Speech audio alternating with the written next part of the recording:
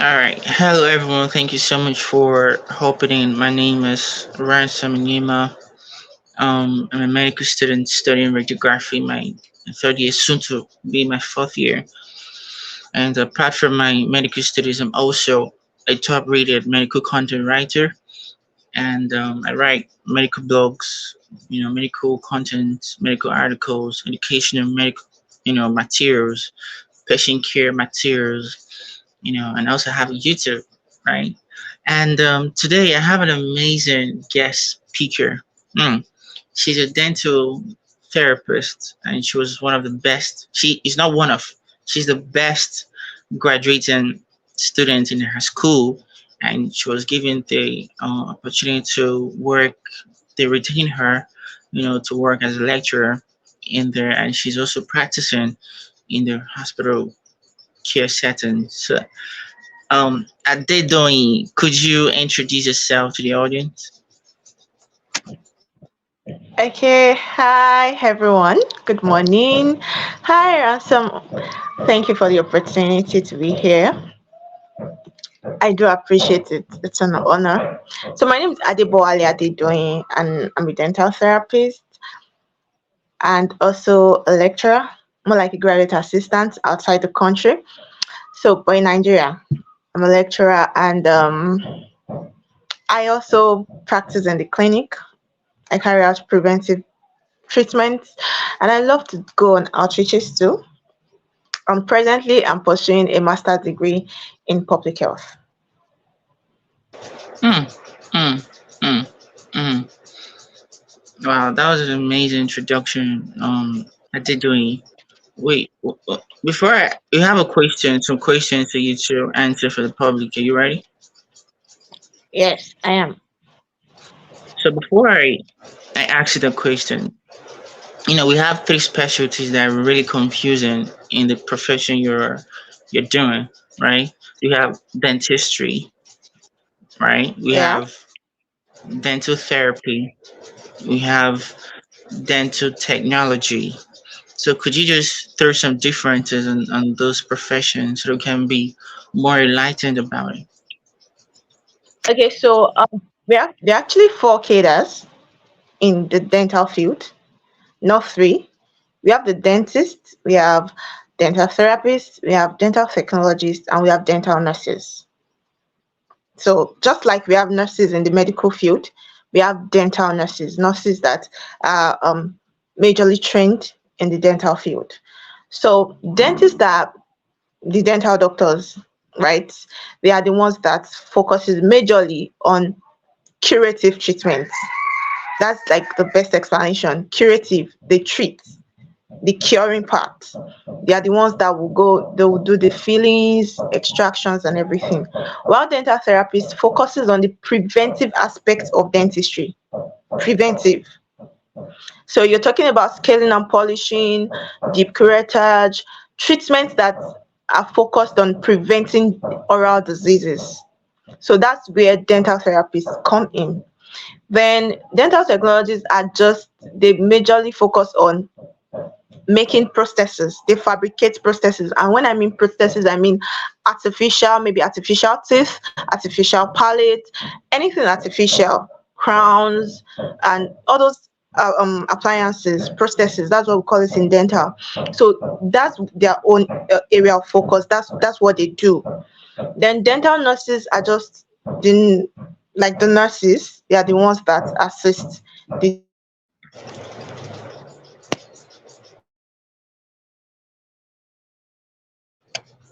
Hello, you still there?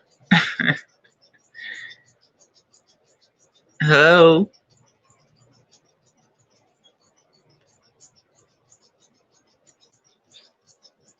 I think we faced some little disconnection, so we're back now. So I did. Could you throw more insight about the dental nurse you were talking about earlier? Okay, thank you. So I was saying that dental nurses are the ones that, just like the medical nurse and the medical field, so they're the ones that assist the dentist. They are the ones that kind of care for the patient the normal way the nurses do. So, yeah. So we have four different aspects, and I know people get confused when it comes to everyone's a dentist to people, but we actually have a area of specialty. Just the way you also have doctors, dentists. There are dentists that they are surgeons. We have orthodontists. Um, we have those that are specified in the conservative dentistry. So it's actually a broad field. It's a broad field. So how about ophthalmology? Yeah, I said technologies are those that fabricate appliances, processes. That was when I talked about processes, and I said when I mean process, what I mean by processes are artificial teeth, like dentures. So it's not a dental therapist that does that. It's not a dentist's duty. It's actually a dental technologist that fabricates denture. When they ask you to get a crown, it's the job of a dental technologist to fabricate, to produce the crown. Do you understand? So we have processes like that. We have artificial palates, just like we have artificial legs and the likes. Yeah. So in dental, we also have artificial palates. We have stuff like that. So the people that fabricate these processes are called dental technologists. Yeah, I want to ask something. So all those artificial teeth, all those celebrities use, the grills. So is the work of the dental technologist, right? Okay, now this is where the difference lies. There's a difference between denture, crown, grills, veneers, right? Veneers, grills are they are stock products. Like they they can fabricate some veneers because most of what the celebrities use, especially when people say, "Oh, I want my teeth to be as white as this celebrity's teeth," and we don't. What most people don't know is what they actually do is they go for veneers. Yeah, veneers can be fabricated by the dental technologist, but we also have different types of veneers that they buy like. Their stock. When I say stock, they are produced, they are manufactured from different companies. Do you understand? So they buy them. But there are also veneers that dental technologists can produce. So grills are like a stock. Do you get it? I believe that the audience are clear on that. So we have some questions for you, the dental therapists. So if I'm looking downwards, I'm reading the questions to Adedoyin. All right. So um, the first question for you, Adedoyin, is the first one is what are the practical tips that can help young people out there to maintain oral health that will benefit them throughout their lives? So tell us. Okay, so thank you for that question. I get that kind of question a lot. Like, okay, what are the things I have to do to be free from dental pain throughout my life? And they are just very simple. Number one, brush twice daily. Brush twice daily. In the morning and last thing at night. It's very important that you brush at night. People will tell you, is it compulsory? In short, the most compulsory time to brush is at night. There's this adage that says that to keep your friends, brush in the morning. To keep your teeth, brush at night. To keep your teeth, brush at night. So the major time, the most important time to actually brush if you want to keep your teeth is at night. But because of maybe an unpleasant breath, that's why you're asked to brush in the morning to keep your friends so that when you talk. Okay, so the most important thing is brush twice daily in the morning and last thing at night. Floss daily, daily. And when I mean floss daily, I'm not saying that you should floss when meat gets stuck in between the teeth. No, floss daily. It should be a daily routine. Your oral hygiene routine is not complete without flossing. It is not complete. So at least I tell my patients or people I come across that at least once in a day. And for me, I do it majorly at night when I'm done with everything I want to do. I just lie on my bed, pick up my floss and floss my teeth. So flossing is very important. What flossing does is it cleans it cleans between the teeth. Especially for people that has close knitted teeth like mine. your toothbrush cannot get to some areas. There are areas that are hard to get for your toothbrush, right? Especially when you have teeth that are closely knitted together. So you need a floss to get in between those spaces to clean them out. So if you want to keep your teeth like for a lifetime and not experience pain at all, you have to brush twice daily, you have to floss daily. Most importantly, you have to visit the dental clinic. People believe that you don't have to go to the clinic when nothing is wrong with you. Just the way you should have a health checkup, a medical checkup every year, is the same way you should also go for an oral health checkup every year. Just walk into a dental clinic. Oh, I'm here for an oral health checkup. They're going to check you up, and you'll be advised to go for something called scaling and polishing. If you want to keep your teeth throughout your lifetime without pain, then you have to do go for scaling and polishing twice a year. That's once every 6 months. So if you get a scaling and polishing done in January, the next time you'll be going should be in June. And what this does is, even though you brush twice daily, there are still going to be build-ups with time, little tiny build-ups with time, that forms plaque and calculus, that our toothbrush cannot remove those things, right? The only thing that can help you remove those things are instruments. We have instruments that does that, or machines, and there's something called ultrasonic scaler. So they're going to scale them off and polish your teeth. So if you really want to keep your teeth for a lifetime without pain, it's possible. It's very like possible. You just have to, one, brush twice daily, floss daily, visit the dental clinic twice a year for your routine scaling and polishing. And another thing is, drink plenty of water. Water is not just good for the whole body, it's also good for the teeth. Watch your diet, what you eat lots of fruits and vegetables, fibrous fruits.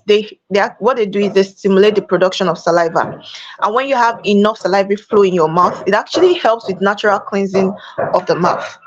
So, and avoid self-medication, just the way that you are advised in the medical field. Dental, so there's something people do. Oh, someone gave me this powder, someone gave me this one, someone gave me this tooth. Avoid self-medication. If something is wrong with you, seek professional advice. Okay, can I use this? Can I use this? There are a lot of things that people have used and have caused terrible things, right? And have caused them pain. And another thing is habits. You have to avoid certain habits if you want to have a great dentition without pain. You have to avoid certain habits like nail biting, like gnashing of your teeth, bruxism, like putting your working tools in your mouth. There are a lot of us that we're used to. Maybe let's take for example, you work with very sharp instruments, or you work with metals, and unconsciously you just put them in your mouth. The way you're putting them in your mouth, unconsciously you can start grinding on that stuff in your mouth. And what this does is it kind of gradually wears down your enamel, right? And when once your enamel wears down, you're prone to taste sensitivity. So these are things that you can always practice, you can always do to ensure that you have great dentition free of pain for a lifetime. It's possible. It's possible. Thank you so much, Adedoni. I think we should learn from these strategies Adedoni told us, because she's a professional.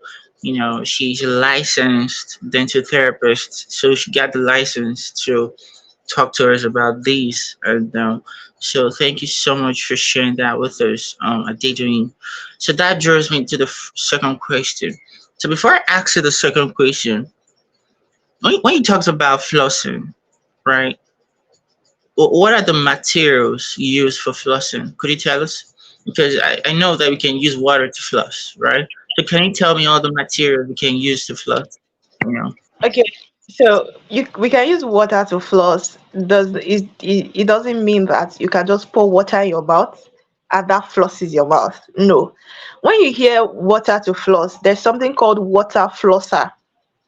So it's a water flosser, because the machine comes with it has a pressure at which it pushes water into the spaces between the teeth. Do you understand? So That's why it's called water flosser. So it's different from when you hear, oh, you can use water to floss. They're not trying to say that you can put water in your mouth and just use it to floss. No, there's only if you get that stuff called water flosser. Once you press it, water comes out with so much pressure, with so much force that can actually penetrate the space in between your teeth. Do you understand? So other things that you can use to floss is a dental floss. We have a dental floss, and it comes in two types majorly.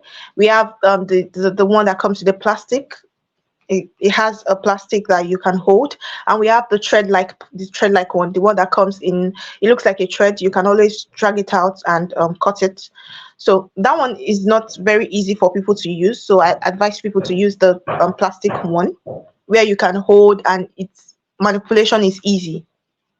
With that one, it's easy to manipulate the floss. So we have the dental floss, we have the water flossers. That's like the major equipment for flossing. I think people should go for the hand, one to use the floss because I think that was less expensive for other people that can't afford the rest flossing materials used for dental care. So thank you so much for sharing that, doing. So are you ready for the second question? Sure. So how does diet affect our oral health? So tell us, and what nutritional recommendations are there to support healthy teeth and gums? So tell us. Okay, so when it comes to diet, diet plays a major role in dental care. A major role. Diet plays a major role in dental care, and that's because in this side of the world, because this is where I'm used to, so I'll say that we consume a lot of starchy and sugary food. And starchy and sugary food actually encourages the growth of bacteria because we have lots of bacteria in our mouth, right? Our mouth is like a home for millions of bacteria. So when you take too many starchy and sugary food, you kind of give them that breathing space to grow, to feed. They have when there's enough starchy or sugary foods in your mouth, there is enough for them to feed on, and while they are feeding, they produce acid. So that's actually the theory behind dental caries. The thing that people will say that, oh, is actually the maybe insect in your mouth that is eating your teeth. The whole theory behind dental caries is just that when there is sugary food or starchy food in your mouth, the bacteria in your mouth tend to feed on them. They feed on sugary foods. So they tend to feed on them. And while they are feeding, they produce acid. And that's called lactic acid. And what does acid does to the body? Even when you pour acid on your skin, what does it do? So when they produce acid, the acid is actually the one that destroys your teeth, not the bacteria majorly. The acid destroys the teeth. Do you understand? So diet plays a major role in dental care. And there's actually there's this belief, there's also this other part of, it's not really the sugar or the starch that is the problem, but the fact that they should not stay in your mouth for a very long time. So there are people that have this belief that it's not the starchy food or the sugary food that is the problem, but the fact that but how long it stays in your mouth, right? And that's where brushing twice also comes in, and the fact that you should rinse your mouth after each meal. Ensure that there is nothing in your mouth. Ensure that there is nothing that microorganism can feed on in your mouth. So that's for some people. But majorly, most times people are advised to reduce the intake of sugar and starchy foods, right? But for me, I most times advise people, because in this part of the world, most of our foods are sugar, the end product, sugar. So I advise that when you're done eating, just rinse out properly. Rinse out your mouth properly. And when you're going to bed at night, ensure that you brush before. And once you're done brushing at night, don't eat anything. The only thing you can take after brushing at night is water. So, what are the nutritional advice for healthy teeth and gum? Take lots of fruits and vegetables. And this is why it's not, I know it might sound cliche, but when it comes to dental health, the reason why you're advised to take lots of fruit and vegetables is there is a major, the fluoride is like a major ingredient that your toothpaste must contain. We used to say that. And we can find this fluoride because what fluoride does is fluoride strengthens your enamel against decay, against the acid. Fluoride strengthens the enamel. The enamel is the outer part of the teeth. So the teeth has three parts. We have the enamel, then the dentin, then the pulp. So fluoride actually strengthens the enamel, and we can find fluoride in some of our fruits like grapes. Fluoride can be found in spinach, though they are little quantity. It's in little quantity, but if you consume enough of them, they can still help to strengthen your enamel. And also, there are fruits that the reason why we advise consumption of fruits, especially fibrous fruits, is because apart from the vitamins they contain, there are fruits that are high in fiber, like apples, right? And when you chew apples, for example, it actually helps to stimulate production of saliva. You have enough flow of saliva in your mouth, and just like I mentioned earlier, that when you have enough flow of saliva in your mouth, there's this natural cleansing of your teeth. It naturally helps you to clean your teeth compared to having a dry mouth. So that's another reason why we are advised to do what, to take lots of fruits and vegetables, chew fruits that are high in water, take fruits that are high in water. Watermelon, it's a good source of water. It can also stimulate the production of saliva. You can take cucumbers, apples. Apples are great. They're fibrous fruits. So all of this can help. And it's also very important that we take fruits that are foods that are high in calcium, because they help to strengthen the teeth too. So take fruits that are high in calcium and potassium. Yeah, so Wow, that was an amazing nuggets right there. I think when you mentioned cucumbers, I hate that fruit. Honestly, I hate cucumbers. I hate that fruit. why? I don't, Why? I don't know. Because let me guess, it's tasteless.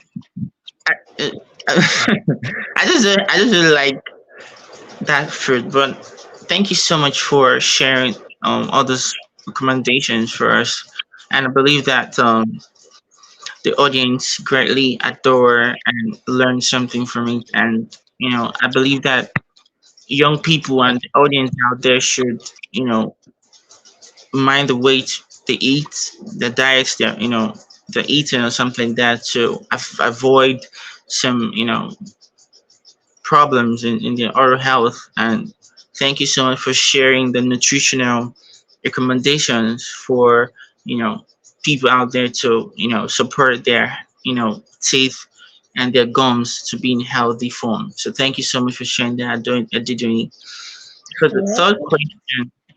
the third question goes this way: can you share some good tips for preventing dental problems such as, oh my goodness, gum diseases and cavities and teenagers? So what are your thoughts on that?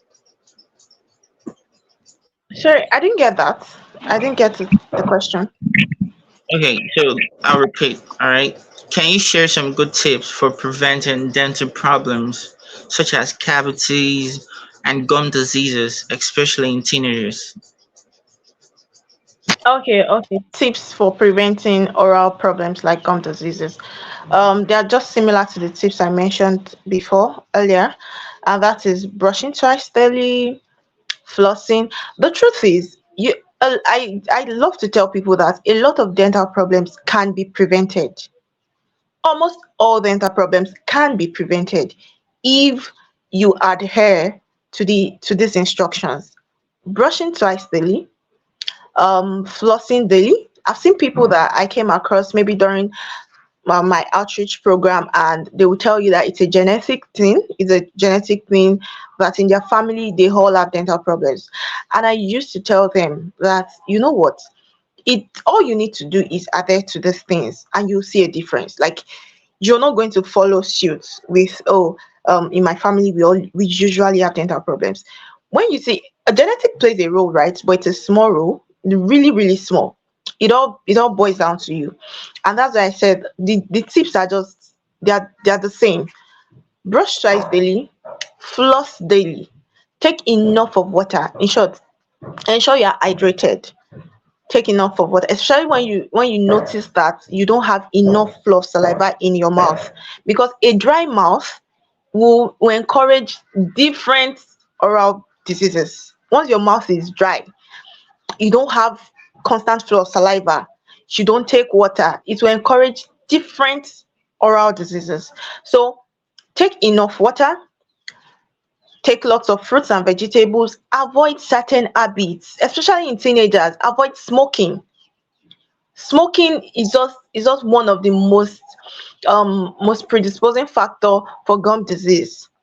Avoid smoking. A material in this smoke, in this cigarettes or whatever, what it does is it actually constricts blood vessels, and when there is no enough blood flow to the gum, it will die, because we have blood vessels around the gum, right? Even inside the teeth, the pulp is the one that supplies the teeth with the blood and everything. So avoid smoking. Just like I have said, all these habits of piercing, fashion, for the dental fashion, people are now piercing their gum. You're going to be seeing rings on their lip, on their tongue. All these things can predispose you to having dental problems, because they will encourage a breeding ground for pathogenic microorganisms. So avoid all this. I don't think fashion should get to that level where you now start piercing your tongue, your lip, and these are things that are now common among teenagers and young adults. Avoid those habits. Your teeth is not a place to to to practice some form of fashion. No, it's this place is connected to your whole body, so anything you do there actually has an adverse effect on your body. That's what I used to tell people. Your mouth is the gateway to your body. It's connected. You can't separate them from each other. So don't avoid smoking, avoid all this piercing and everything, the habits that can predispose you to oral diseases. Avoid using self-medication, avoid all these side road tooth powder and everything. And there's something that is also common: avoid home teeth whitening. That's one thing people are most teenagers are doing now. They go on Instagram, buy teeth whitening kits and do it at home. It's not good. The chemicals can be very hurtful to the gum, right? There are also other fashions like trimming down the teeth to create diastema. What you're doing is you're destroying your teeth. You're destroying you should not trim down or reduce your enamel. I don't think any dental professional would do that for you, or we advise you to do that. So go to the right source. All those these are tips that can help you. Once you brush twice daily, floss daily, take enough water, take fruits and vegetables, lots of fruits and vegetables, and most importantly, I will always emphasize on visit a dental clinic twice a year. You can't want to have great dentition throughout your lifetime and not go for your routine scaling and polishing twice a year. It's just 2 times a year, once in 6 months. It's very important. So yeah. I think in this summary of what you just said is in everything we do, try to seek a professional like a doing who is it licensed dental therapist. You know that word license is a whole lot of things put together. You know, you can't just move, just walking into a dental. Make your requires first. Make some background checks. So that you won't walk into a place where the person assumes to be a dental whatever, and he doesn't have any clue about it. He just learned it from the roadside or something, and he offers you some misdiagnosis or something like that. You know, Yeah. because Because I I I because we now have house that does dental.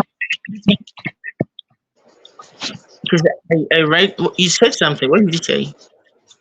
Okay, I said that's true, because we now have spas that do some dental treatment.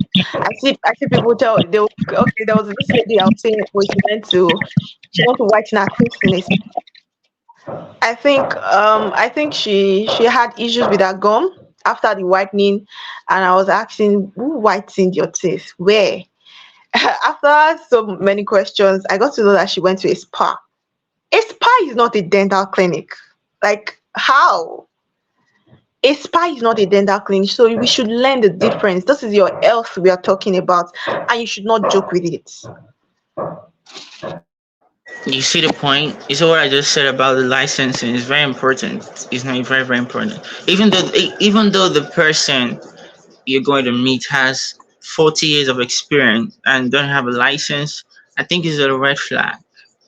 It's a really red flag. So just mind the way the places you go for your oral health checkups. So thank you so much, Adedoyin, for sharing that with us. So the fourth question goes this way. So how does oral health affect overall confidence and self-esteem, especially among young people? And what interventions can help increase self-confidence by improving their dental health or their dental care? So what are your thoughts on that? Oh, okay. So I think this is a very interesting aspect of dental that I so much love, and that's because the truth is, oral health affects people's self-esteem on 100%. 100%. Because we are really, human beings are conscious of how they look. That's the truth. We are really conscious of how we look, how people perceive us, and oral health plays a huge role when it comes to that. There's a research that actually shows that people with poor oral hygiene are more likely to suffer from low self-esteem. It's really high. They are more likely to suffer from low self-esteem compared to people with fair or good oral hygiene.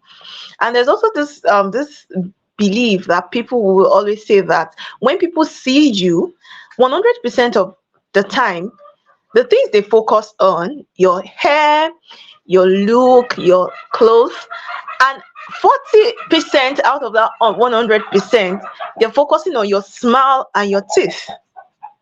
Yes, they're focusing on your smile and your teeth. So oral health plays a huge role. Your oral care, your oral hygiene plays a huge role when it comes to confidence, self-confidence, self-esteem. And okay, so before we started this call, I spoke with a lady not quite long, and she was sharing how she started her foundation with me. That the reason why she started her foundation is majorly about reaching out to women, as regards oral health and whole. So I was asking her what inspired her to start that, and she was saying that she suffered bullying while she was young because her teeth were brown. That so it made her stay in just, she was always alone. She doesn't want to talk to people because she also sees, she checked the mirror, and she looked herself in the mirror, and she sees that her teeth were really brown. So she said it really affected her. She said she hardly smiled outside. She doesn't even want to smile at all.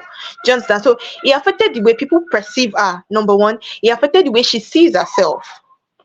So oral health plays a major role. It plays a major role when it comes to self-confidence. Yeah, when it comes to self-confidence. And there's this like people that there are jobs that will not hire you if you don't have a great dentition. I hope you know that.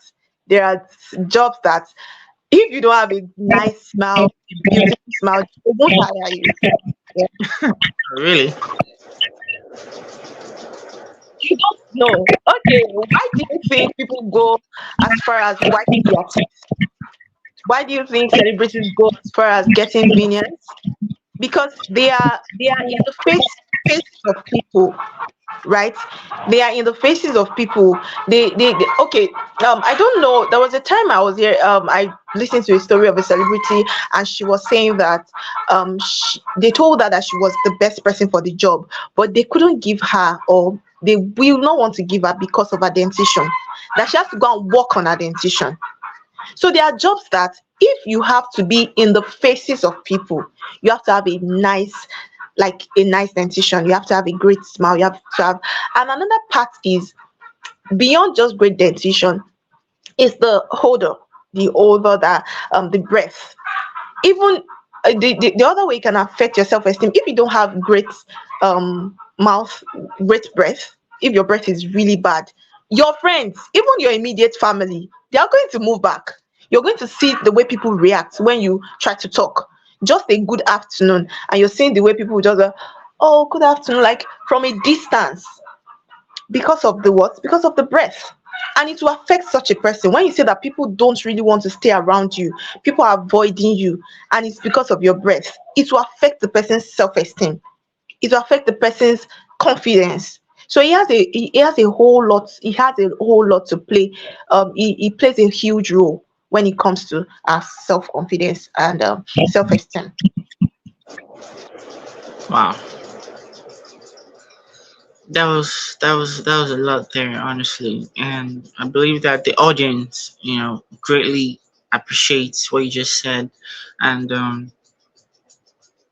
yeah, that was so powerful, honestly, so powerful, and those are nice nuggets, and I believe that again the audience will greatly adore you for that. So that draws me to the fifth question. You know, there are some Okay, misconceptions. Rachel, I think the second part to that question. Okay, so I think you talked about it. The interventions that can help increase self confidence by improving dental health. Okay.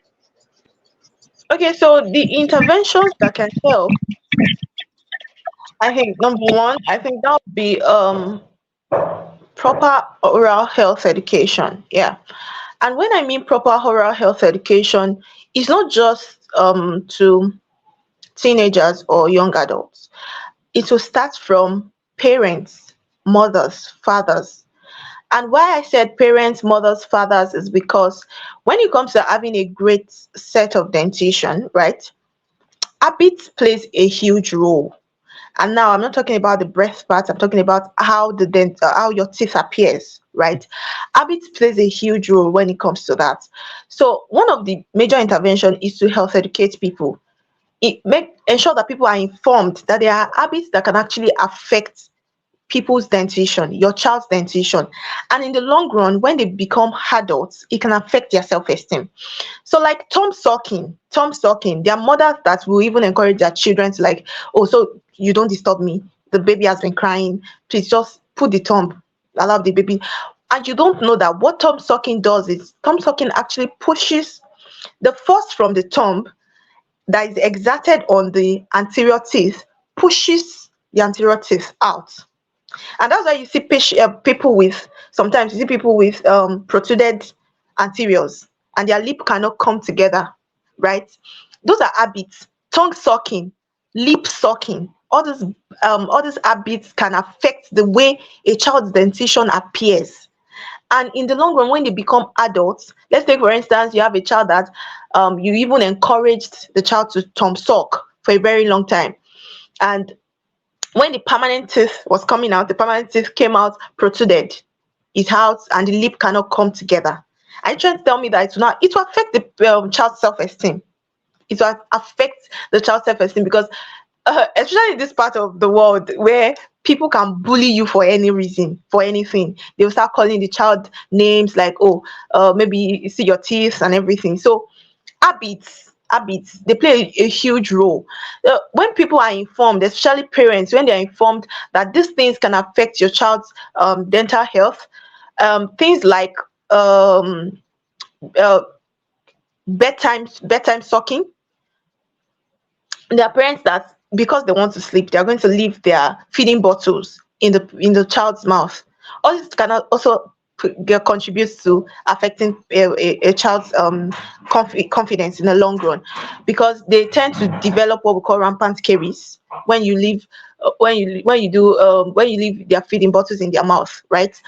With time, if the sugar should sit on the occlusal surface of the teeth, and it causes the rampant caries. We know that when you have caries, it encourages bad breath. You have halitosis.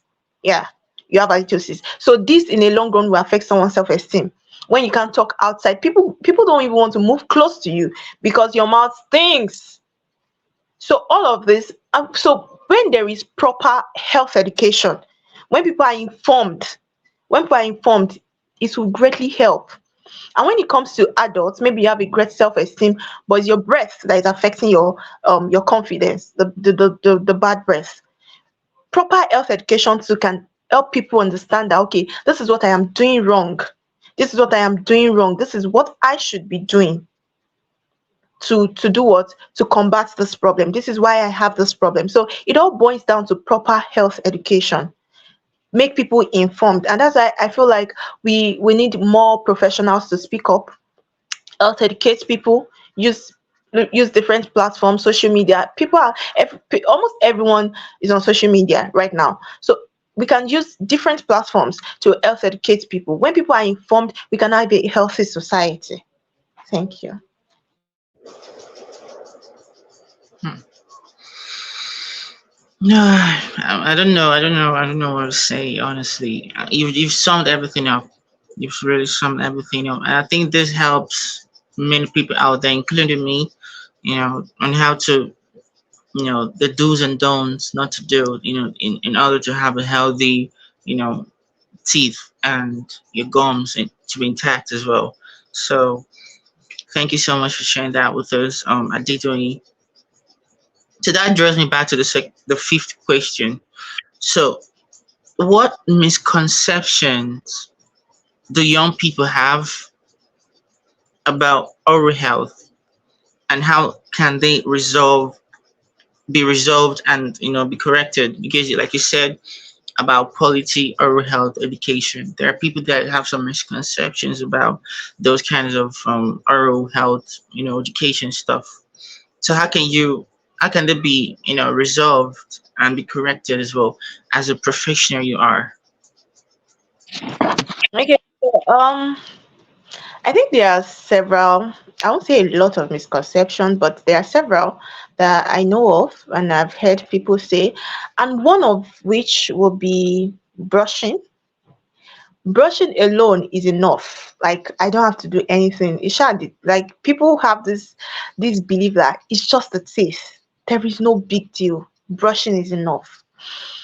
And a great oral health, to have a great dentition, a great oral health care, it goes beyond brushing. It's more than brushing. That's a huge misconception that I think people need to change, people need to correct. And that was one of the reasons why I wrote this book, Beyond Toothbrushing. It goes beyond toothbrushing. Oral health goes beyond toothbrushing. I know that that was what they taught us while growing up. Yeah, before I became a dental student too, I also believed that it's just to wake up and brush my teeth. That's all. But it's actually more than that. To have a great dentition, it is more than that. It is more than brushing. So that's one misconception. Another misconception will be um I don't need to you don't need to visit a dental clinic if there's nothing wrong with you. Like, you tell people visit a dental clinic twice in a year, and they'll tell you, for what? I don't have pains. I don't, nothing is wrong with me. So why should I visit a dental clinic? That's a huge misconception. You don't have to wait till you are in pains before you visit a dental clinic. And I think this is one of the major reasons why we have older people in dental clinics. Because when you see the ratio of the people that visit dental clinic, we have much more older people, like 40, 50, and that's because they have ignored what they should be doing when they were young.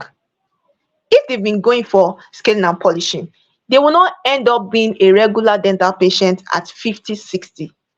Because what that when you don't go for your regular scaling and polishing, what does is, um when there is accumulation of calculus and plaque, these are deposits in the mouth, right, that I said your toothbrush cannot remove.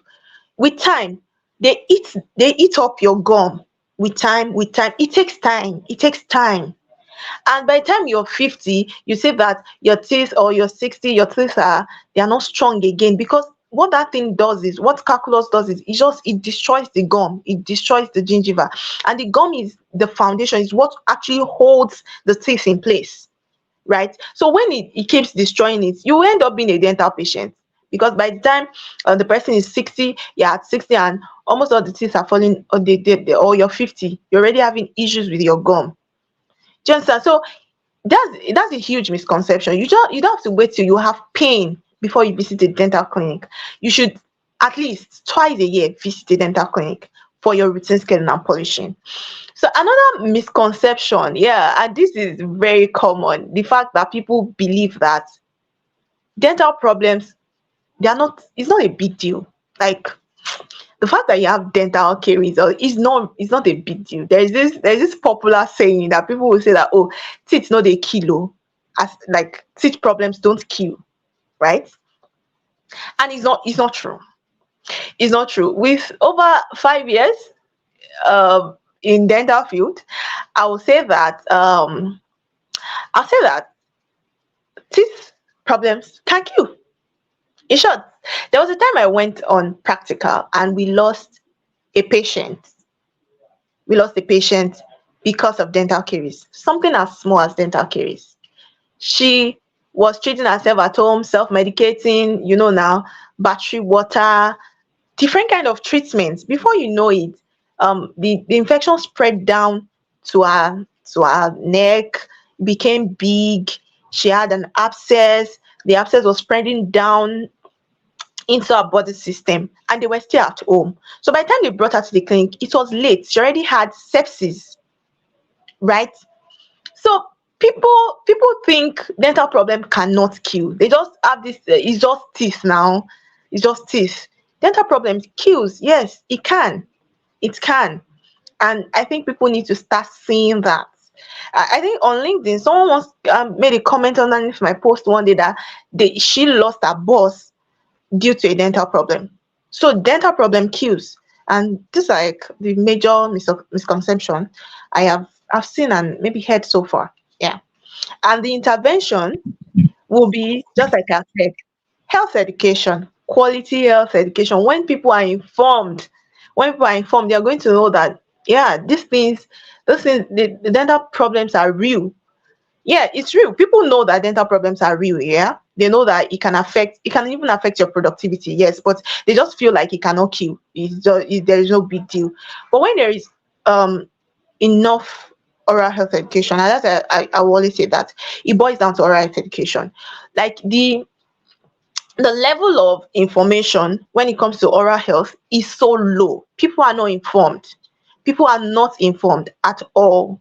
People don't really know what is essential, they don't know. So we need quality education. Encourage people to visit dental clinics, inform them, go for use social media platforms to health educate people. It just boils down to health education, quality health education. I think people should definitely listen to you. Let me explain why you should listen to Adedonyi. She's not just a best graduating dental therapy student. She's not just that. She's not just only a licensed dental therapist based in Nigeria. She's not just that. You know, she's also a top public speaker on LinkedIn. She has a top voice badge on LinkedIn. And you know what that means? That means LinkedIn has attended her or has figured her out as the one of the experts in public speaking in terms of our health and everything. So that shows you or that tells you that she is an expert in this. So all these strategies she said, I think you should make sure try your best, including me, to hit to those nuggets she shared because she's really, really an amazing personality in this field. So thank you so much for sharing that. I didn't. So we have the last question for you. Are you ready? Yes. All right. So as a dental therapist, and lifestyle consultant, what role do you think can play in improving oral health and promoting health among young people in a nutshell to tell us? Did you get a I guess, question? yes. What role can I play to improve and promote oral health? Yeah, Yes, absolutely. Just like I said at the beginning when I was talking about the duties of a dental therapist, I said we focus majorly at the preventive aspect of dentistry, right? So one of my major duties is to um, health educate people. Yeah, go out, make them informed. Yeah, give them the right quality information they need to know as regards oral health. So that's one of my core duties. One of my core duties is to health educate people, ensure that the community is informed. Because one of the ways, the best way, just like I used to say for people that knows me, I will always say that an informed society is a healthy society. When you have a society that is informed, they know what to do and what not to do. You encourage, okay, this is what you should do, this is what you should not do. You're going to have a healthy society. But when they are not informed, they'll be unhealthy. It is what you know that you can do. So one of the major things, and that's one of the reasons why I chose to use my platform to health educate people. So the major thing for me as a dental therapist is to health educate people because I believe that a lot of oral diseases can be prevented. Yes, it can through proper and quality oral health education. So yeah, that's it. Wow. So we've come to the end of the session. Adedori, thank you so much. You know, she's a very busy person. She teaches, she works in the hospital setting, she goes for outreaches and stuff.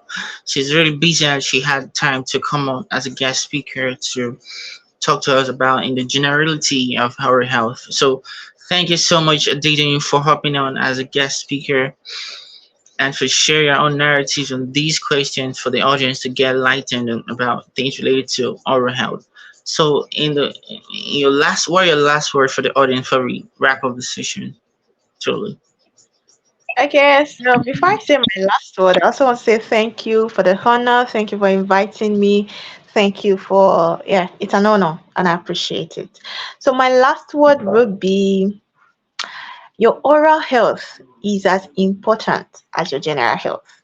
Yeah, because they are interconnected. And just like I said, there is nothing that goes into your body apart from maybe injection, you take via IV or IM, other things, your drink, your food, they go through your mouth, the same mouth. So it is very important that you take proper care of your mouth. And I also love to say that your oral health can also make or mar your relationship with people, especially your marriage. Yes. So, as much as possible, try to adhere to instructions, be informed, be informed, be informed, be informed. Um, take proper care of your oral health. Always have it at the back of your mind that is as important as your general health. Thank you. Yeah, you're welcome. So, if you love this content, do well to subscribe, like, and share to your network. And hopefully, someone in your network would definitely find this video very helpful for them. Thank you so much, Aditi. All right, you take care. Okay, thank you. Bye.